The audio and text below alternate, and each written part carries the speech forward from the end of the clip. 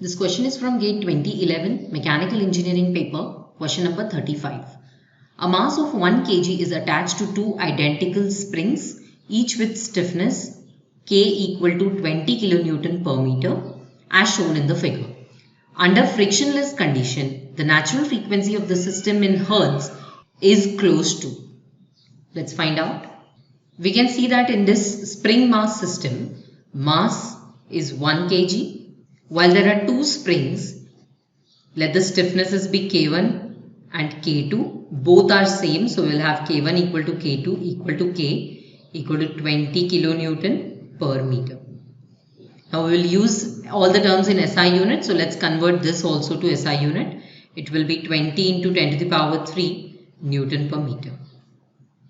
The springs are in parallel, so we know that force that is applied here will be distributed among the two. So we have total force F will be equal to, for spring 1 it is F1 and for spring 2 it is F2.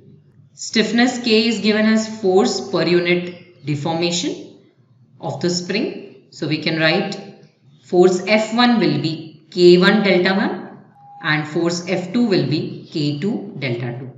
The total force can be written as equivalent stiffness into the total deformation delta will be equal to, total deformation delta will be equal for both of the springs because they are in parallel.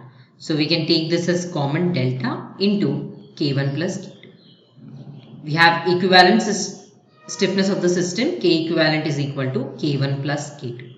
Now we did this because to find out natural frequency, that is omega of the system, we need to use root over K equivalent upon mass equivalent, but there is a single mass, so we can write this as small m. Let's substitute the values to get the answer. So this will be equal to root over K equivalent is K1 plus K2. So we have 2 times 20 into 10 to the power 3 divided by the mass is simply 1 kg. So we have angular velocity omega equal to under root 4 into 10 to the power 4.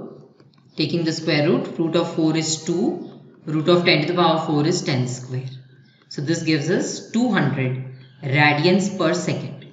But we need to find out the answer in Hertz. That is, we need to find out F. Now omega is nothing but 2 pi F, so F will be omega upon 2 pi. Let's substitute. We have 200 divided by 2 pi. That is 100 by pi. On using the digital calculator, we get the answer as 31.83 Hertz. Let's go back and mark the correct option. So 31.83 Hertz is closer to option A, 32. Natural frequency of the system in Hertz is 32. To learn more about vibration systems, you can refer to the NPTEL video, Module 2 Lecture 1 Vibration Model, Equation of Motion, Natural Frequency from the course Lecture Series on Mechanical Vibrations. This course is by Professor Rajiv Tiwari. He is from Department of Mechanical Engineering, IIT Guwahati. I hope this solution will help you clear your doubt. Thank you.